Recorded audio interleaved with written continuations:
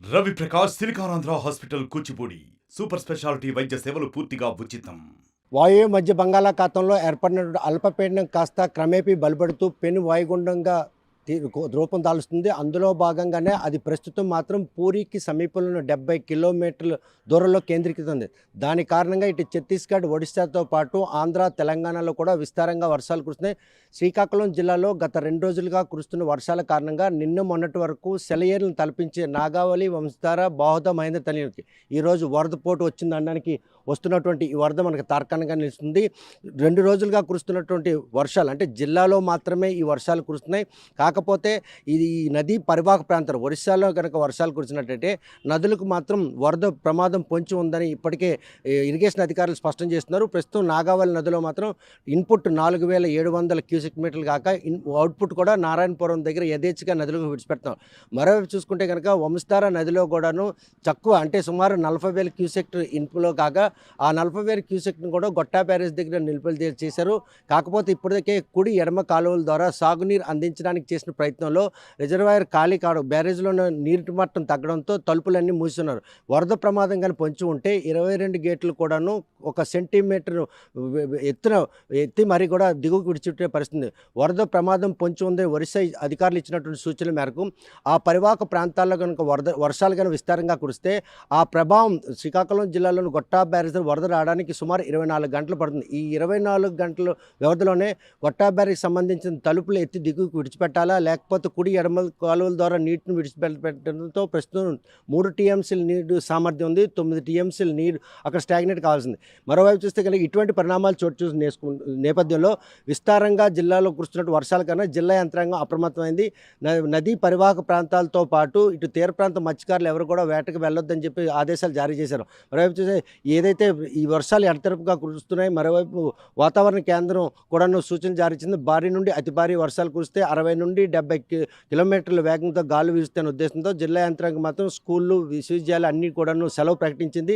ఎందుకంటే ముందు జాగ్రత్త చర్యగా విద్యాలయాలు సెలవు ప్రకటించినట్టయితే ట్రాన్స్పోర్ట్ వ్యవస్థ అంతా కూడా పూర్తి స్పందించే అవకాశం ఉంది. ఎందుకంటే ఈదురుగాలులతో కూడుకున్న వర్షాలు కనుక కురిచినట్టయితే వాహన రాకపోకలకు కూడా ఇబ్బంది ఉంటుంది.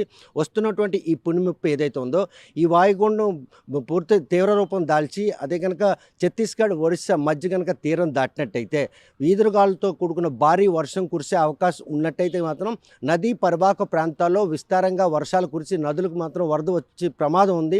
పరివాహక ప్రాంతం మండలాల్లో కూడా మండల కేంద్రాల్లో కంట్రోల్ రూమ్ ఏర్పాటు చేశారు. జిల్లాలో ఉన్నటువంటి అన్ని మండల కేంద్రాలతో పాటు జిల్లా కేంద్రంలో కూడా కంట్రోల్ రూమ్ ఏర్పాటు చేసి జిల్లా యంత్రాంగాన్ని అందరం కూడా అప్రమత్తం చేశారు. కురుస్తున్నటువంటి ఈ వర్షాల కారణంగా ఎక్కడైనా అంటువ్యాధులు ప్రబలే అవకాశం ఉంది. ఆరోగ్య శాఖ అధికారులను అప్రమత్తం చేశారు.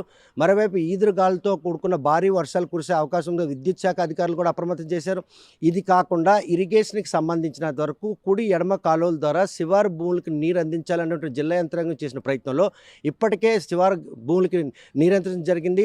ఆ నీరు అందించే క్రమంలో చెరువులన్నీ కూడా నిండు కుండల్లో నిండున్నాయి. ఒకవేళ వరదలు కానీ వస్తే పంట పొలాలన్నీ నీట మునిగే అవకాశం ఉంది. ఖరీఫ్ పనులకు సిద్ధమవుతున్న రైతులకు మాత్రం వరదలు కనుక వచ్చినట్టయితే ఆదిలోనే అపార నష్టం సంభవించే అవకాశం ఉంది.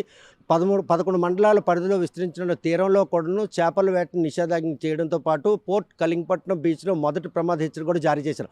ఎవరైనా మత్స్యకారులు వారి పట్టుపోషణ కోసం కనుక మరపడవల మీద కనుక వేటకు వెళ్ళే అవకాశాలు ఉన్నాయి. కాబట్టి పోలీసులు, మెరైన్ పోలీసులు కూడా తీరం వెంబడి గస్తీ కాయాలని చెప్పి కలెక్టర్ ఆదేశాలు జారీ చేసి గ్రామాలందరూ కూడా సురక్షిత ప్రదేశంలో తలదాచుకోవాలని చెప్పి ఆదేశాలు జారీ చేశారు. వారు చేస్తున్నట్టు ఈ ఆదేశాలు మాత్రం ప్రజలు కూడా సహకరించినట్లయితే మాత్రం ఎట్టి పరిస్థితుల్లో వారికి ఎటువంటి ప్రాణహాని కానీ ఆస్తి నష్టం జరగకుండా ఉండేందుకు తాము కూడా దోహదపడతామని చెప్పి జిల్లా అధికారులు కోరుతున్నారు. మరి ఇటువంటి తరుణంలో మరో 24 గంటలు భారీ నుండి అతి భారీ వర్షాలు కురిస్తాయి.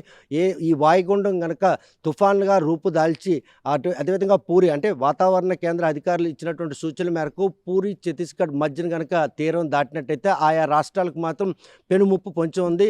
ఒడిశాకు సమీపంలో ఉన్న శ్రీకాకుళం జిల్లా కూడాను దాని తాలూకు ప్రభావం ఎక్కువ ఉంటుంది.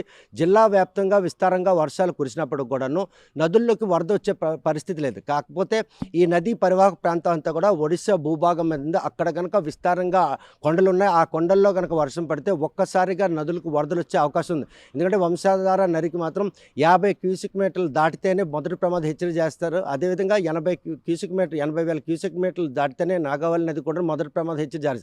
నిలకడగా నదుల్లో ఇప్పుడిప్పుడే వరద చేరుతున్నటువంటి ఈ క్రమంలో వచ్చేటటువంటి ఈ వరదల నుంచి పరివాహక ప్రాంతంలో ఉన్నటువంటి ప్రజలను, అదేవిధంగా ఇప్పటికే ఖరీఫ్ సిద్ధమవుతున్న రైతుల పంటలను కూడా కాపాడాలంటే కాలువలన్నీ కూడా పూడికలు తీసున్నాయి. గతంలో అయితే ఈ కాలువలన్నీ కూడా పూడికలు తీగిపోవడంతో ఎక్కడికక్కడ పొలాల్లో నీట ముంచే పరిస్థితి.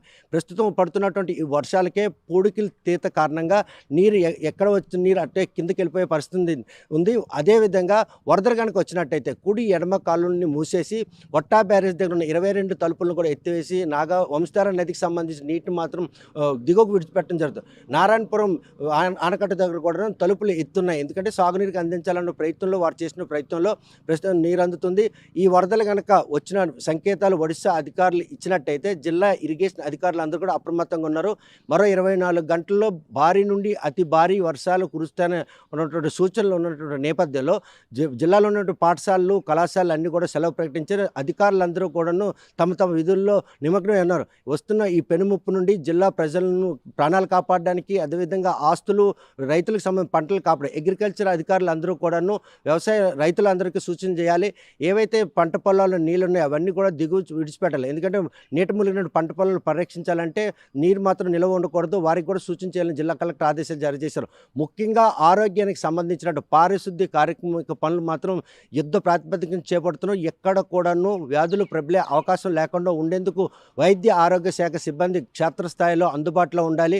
విద్యుత్ విస్తారంగా గాలు వీస్తే వర్షాలు కురిసే అవకాశం ఉన్న నేపథ్యంలో చెట్లు, అదేవిధంగా విద్యుత్ స్తంభాలు కూడా నేల కూరిగే అవకాశం ఉన్న నేపథ్యంలో వారు కూడా అప్రమత్తంగా ఉండాలి. అవసరమైనటువంటి అన్ని సదుపాయాలు కల్పించడానికి, ప్రజలకు ఎటువంటి అసౌకర్యం లేకుండా ప్రతి దాన్ని కూడా అందుబాటులోకి తేవాలని కలెక్టర్ పూర్తి స్థాయిలో వారికి అధికారులు ఇచ్చారు. అధికారులను సద్వినియోగం చేసుకోవాలి. ఎవరికి ఏ సమస్య ఉన్నాయి మండల కేంద్రాలను కంట్రోల్ రూమ్తో పాటు జిల్లా కేంద్రంలో కంట్రోల్ రూమ్ను కూడా సంప్రదించి తమ సమస్యను పరిష్కారానికి మాత్రం ఒక స్క్వాడ్ను కూడా నిర్మించారు. వారందరూ కూడా యుద్ధ ప్రాతిపదికన ఘటనా స్థలం చేరుకొని రక్షిత చర్యలు చేపట్టడానికి సిద్ధంగా ఉన్నారు. మరోవైపు లోకల్గా ఉన్నటువంటి సిబ్బందే కాకుండా ఎన్డీఆర్ఎఫ్, ఎస్డీఆర్ఎఫ్ బృందాలను కూడా ఇప్పటికే సంప్రదించాం. వస్తున్నటువంటి పెనుముప్పు తీవ్ర రూపం దాల్చినట్టయితే వారిని కూడా పరీక్షిస్తాం. వారి సేవలను కూడా వినియోగించుకుంటాం. హుదూద్, తిత్లీ వంటి పెను తుఫాన్ల నుండి ఈరోజు జిల్లా ప్రజలను కాపాడినటువంటి జిల్లా యంత్రాంగం మరోసారి వస్తున్నటువంటి ఈ పెనుముప్పుని జిల్లా ప్రజలను కాపాడేందుకు వారు చేస్తున్న ప్రయత్నం మాత్రం హర్షణీయం చెప్పుకోవచ్చు. నదులకు వరద పోటు ప్రమాదం కొంచెం ఉందన్నటువంటి సంకేతాల నేపథ్యంలో ఎట్టి పరిస్థితుల్లో నదీ పరివాహ ప్రాంతాల గ్రామాలు ఏవి నీట మునగకూడదు. పంట పొలాలన్నీ కూడాను ధ్వంసం కాకుండా ఉండేందుకు అవసరమైన అన్ని చర్యలు చెప్పాలని ఇరిగేషన్ అధికారులు కూడా ఇప్పటికే సమీక్షలు నిర్వహించి క్షేత్రస్థాయిలో వారందరూ కూడా అందుబాటులో ఉంచారు. ప్రస్తుతం మాత్రం మరో 24 గంటల పాటు జిల్లాకి పెను ముప్పు పొంచి ఉందన్నటువంటి సంకేతాల నేపథ్యంలో జిల్లా యంత్రాంగం మాత్రం జిల్లా ప్రజలను, వారి ఆస్తులను, ప్రాణాలు కాపాడి సంసిద్ధంగా ఉంది అనడంలో ఎటువంటి అతిశక్తి లేదు. వీడియో జర్నలిస్ట్ రామకృష్ణతో సత్యం, RTV శ్రీకాకుళం. మరిన్ని వీడియోస్ కోసం ఛానల్ ని సబ్స్క్రైబ్ చేయండి. లేటెస్ట్ అప్డేట్స్ కోసం వాట్సాప్ ఛానల్ ని ఫాలో చేయండి. అండ్ లింక్ డిస్క్రిప్షన్ లో ఉంది.